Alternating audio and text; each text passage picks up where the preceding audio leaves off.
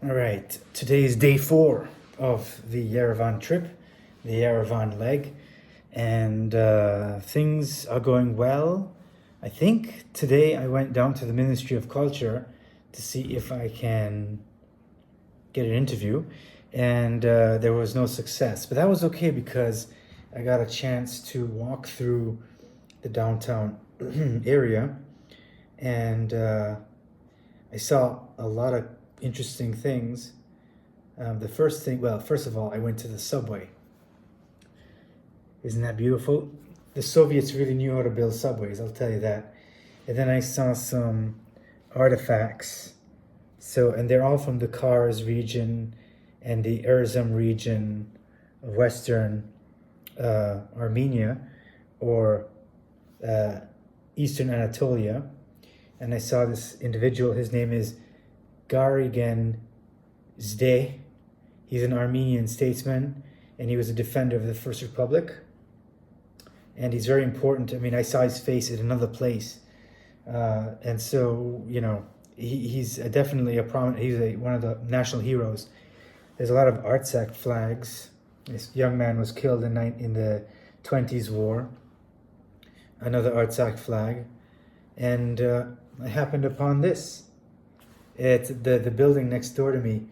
It's I guess it's I don't know the history, but I'm gonna go and see if I can talk to somebody. It's a culinary school, so I'm gonna see if I can talk to somebody. This is what I had for lunch today. It's very much like Turkey. It's just a kufta kebab or kafta kebab, and it was served on lavash bread with these onions.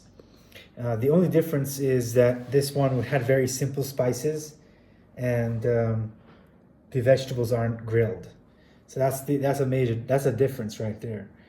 And then the lecture went well, sharing my information, my public, my project so far, and that was a lot of fun. I got a lot of good feedback. They liked the whole mixing of the sculptures, open spaces, and the food. So, and today I have Ararat beer. It's very good. It's like any lager. It's very light and airy, and I'm gonna have that with some of these. These are kebab chips, which who would have thought, right? I had some yesterday. I couldn't help myself.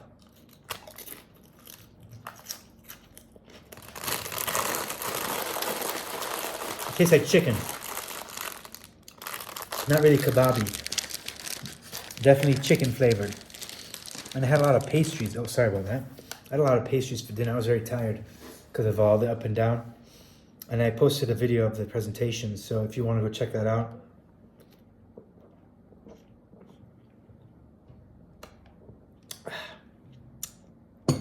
Yeah, that's very good. Apparently, Turkey is getting aggressive with Armenia about the use of the name Ararat. And so that's going to be maybe a future controversy. I have to double check that. I am sure that, Mother Armenia is pointing towards the mountains. So I wonder I think that's not an aggressive sign, but I think it's like a sign that, I guess don't drop your guard. I don't know. But I mean, there is a reason for that. I have to look into that. Some other things is that Western Armenia is still very well in the mindset of people. There's some restaurants named Kars, Kars. That's a place in Western Armenia now, East Turkey. So that's still quite relevant, and yeah. But it's a good day. I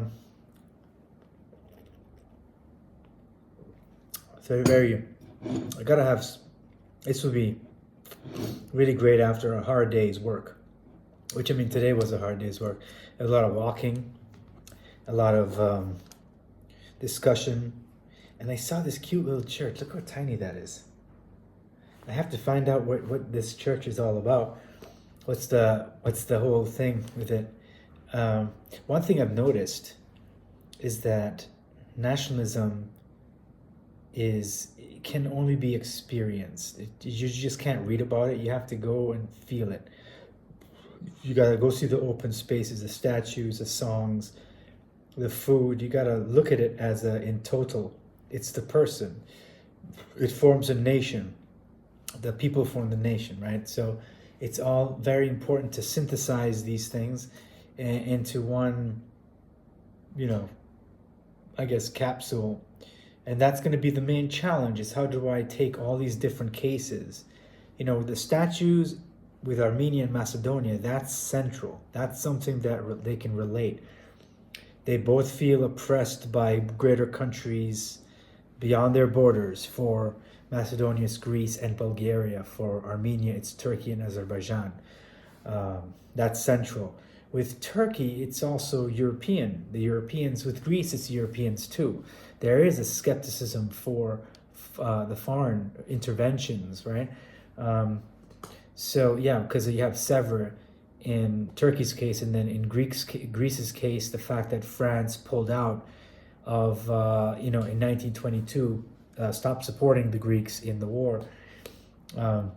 They withdrew, and then that allowed the Turks to focus their attention on the Greeks and removing them from Izmir, also known as Smyrna. So all of these things work together really well. It's just, how do I make it smooth? How do I make it like... And I think that's going to be maybe a challenge, but, it's not like I'm not up for it.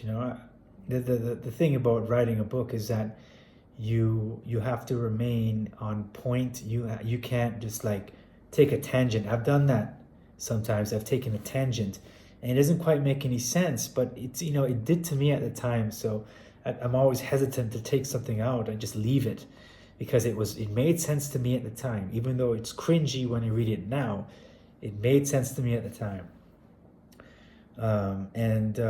If the publisher or the reviewer doesn't really have a problem with it, hasn't said anything about it, then just leave it.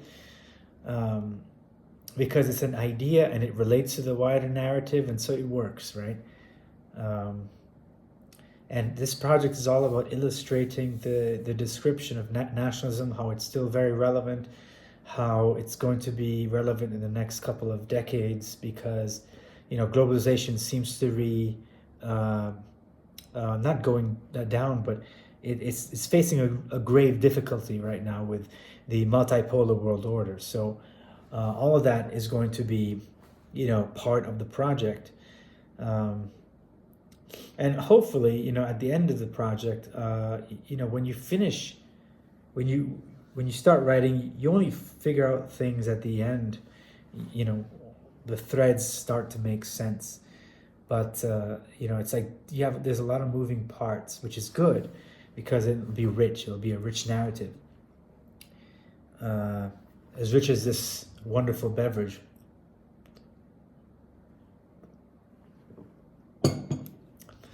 I had a Turkish beer back in the airport.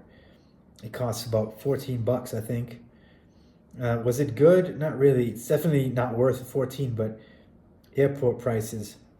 It's EFES. There's a little picture for my family. It's 100% malt, and I'm not a big malt guy. Like, I guess malt is good. I don't know what this is. Hops? I don't know. I don't know beer. All I know, if it tastes good. I don't like IPAs.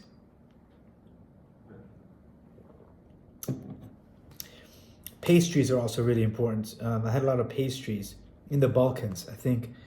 I wonder why. I wonder why pastries are so important. It's everywhere. Like, I had pastries for dinner because I didn't want to go anywhere. I just wanted to relax, and so, yeah. But tomorrow, what I'm going to do is I'm going to go to the culinary school. Hopefully that works out. If not, I'll go to a restaurant. Hopefully that works out. I was given 3 great restaurants to look at, so we'll see how that goes. And I think everything's going to work out nicely. Right? There are some challenges. this isn't the best time to be in Armenia. It's a very tense time, and I can feel it. I can feel the tenseness of the people. Like sometimes my interactions have been quite like, they're very standoffish and very blunt and sometimes impatient. Like I was trying to get something and I was like, can I have this? And then I stopped because I expect that somebody, like you ask for a couple of things, not this, and this. And then you just like, huh, what was that? You go one at a time, right? So I went, can I have that? And she goes, and? I was like, can you remember everything? And she was like, yeah. I said, okay, can I have this, and that? And of course I had to repeat a few things. That's fine. I don't care about repeating. It's just like, take it easy. But you have to realize it's not you. It's just the situation is tough because the government just gave up 4 villages in Armenia to the Azeris, and the Pashinyan government is facing real difficulty to hold everything together because it's one thing to sit back and point the finger and say you're doing this and this wrong.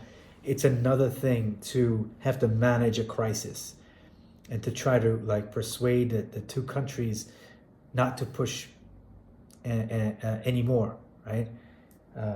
So it's a very tragic situation, and it's difficult. I am sure, and I think that's why everyone is very tense. In one way, it's good to feel that tension, and I certainly feel it. There's so many policemen on the street and army, and it's kind of not scary, but like it's always weird to see like 10 police officers in a corner, right? Just like looking around. It's very odd. It's odd for me, right? If I see that, I'm like, there's something wrong, but there's nothing wrong. Maybe they're just trying to block the protests, which I haven't seen any.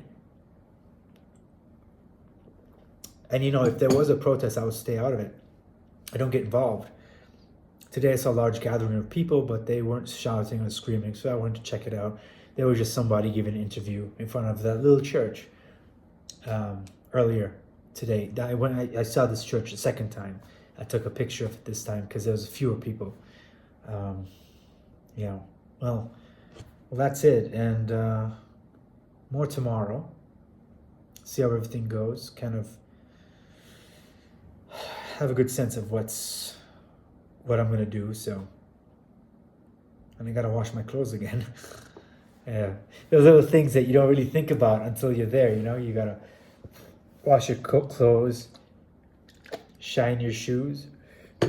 I shined my shoes, and I looked very good today with my suit that I bought in Turkey. Funny, they also don't say Turkish coffee here. They call it black coffee. They don't call it Armenian coffee. They call it black coffee. And there's a name situation here too. In Armenia, you can say Mount Ararat. In Turkey, I don't know what the name of it. I know it's a different name because that's what I was told. Let's see, Turkish name. Agridagi. Agiri. Right? So, there you go. It's the same. And the Armenian perspective is that they're Turkish, they're Ottomans, colonizers, and when they go in, they change the names of everything and they make it Turkish, and then that's the reason why the reasoning for them is that it's Turkish because of the name, which is very interesting. And there's a whole ancient, like we're an ancient culture, and they're an ancient culture. So it's going to be very interesting to write down all of these thoughts. And I'm going to enjoy it. I'm going to enjoy the process. But well, thank you so much. And until tomorrow.